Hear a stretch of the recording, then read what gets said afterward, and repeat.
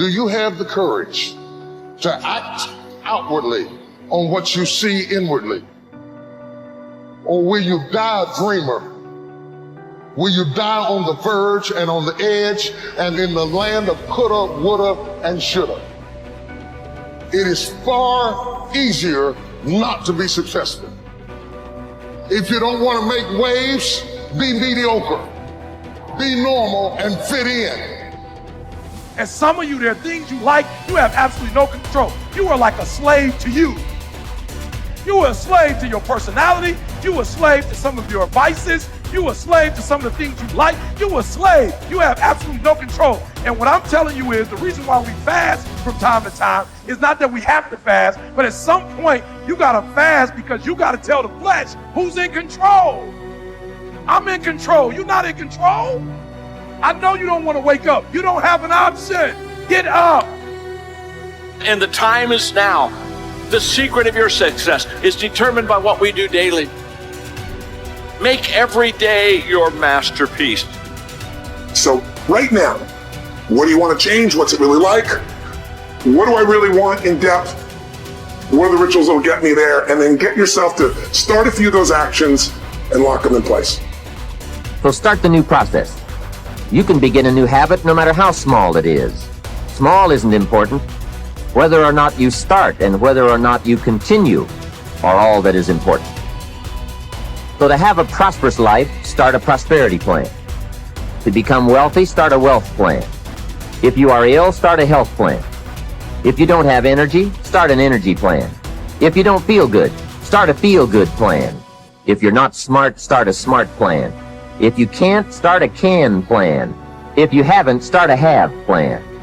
Recognize that the start of the better life, the happy life, the wealthy life is today. Both the process and the result can begin today.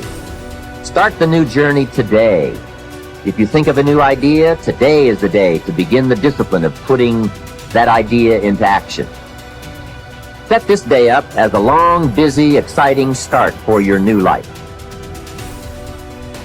You have to remember, all success starts with self-discipline. It starts with you. Abraham Lincoln said, discipline is choosing between what you want now and what you want most. You only have two options. Suffer the pain of discipline or suffer the pain of regret. The choice is yours. Get some momentum going on your new commitment to the better life. Start the thrusters going. Prove to yourself that waiting is over, hoping is past, and that faith and action have now taken charge. It's a new day, a new beginning for your new life.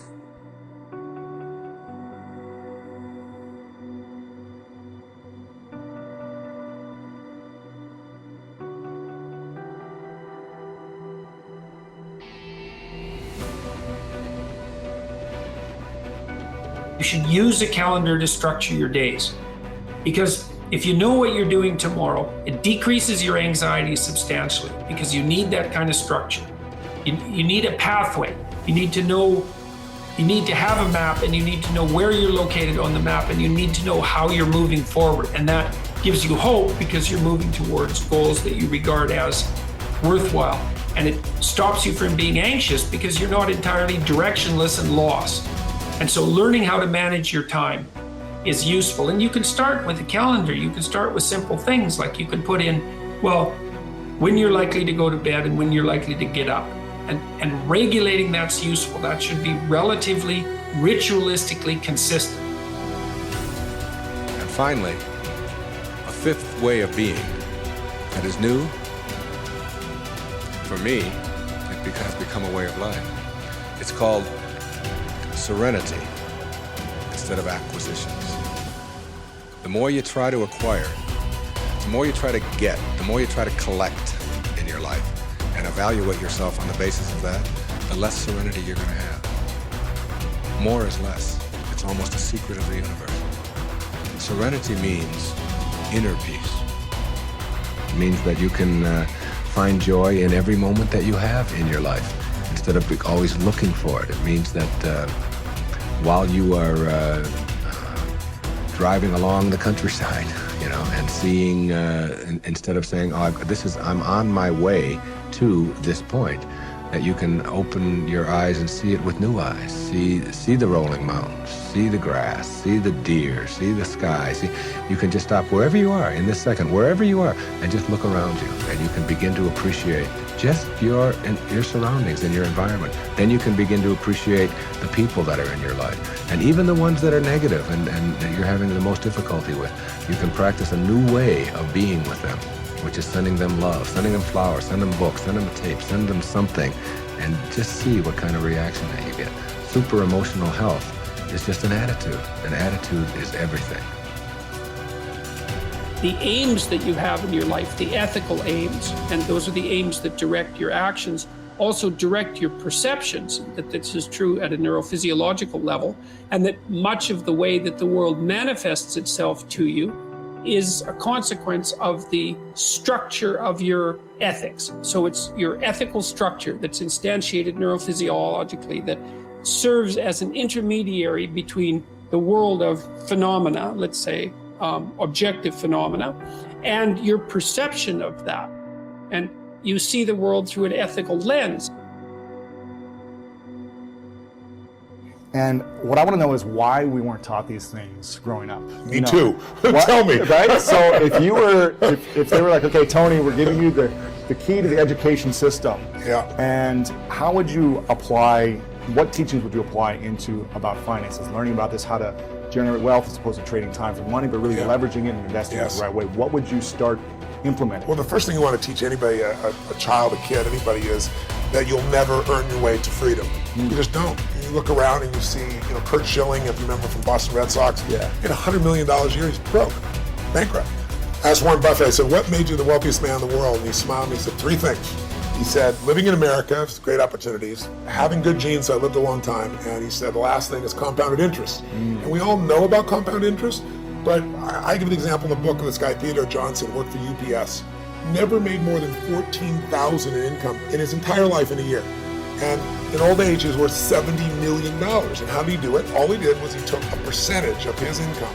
His percentage was 20%. Now his family said, you can't save any money. But he met a friend who said, if you pretend there's a tax, and the tax just took the money away from you, and you never see it, the money just comes out of your account, goes in an investment account, you'll be financially free. So he was disciplined, he didn't look at it, it happened.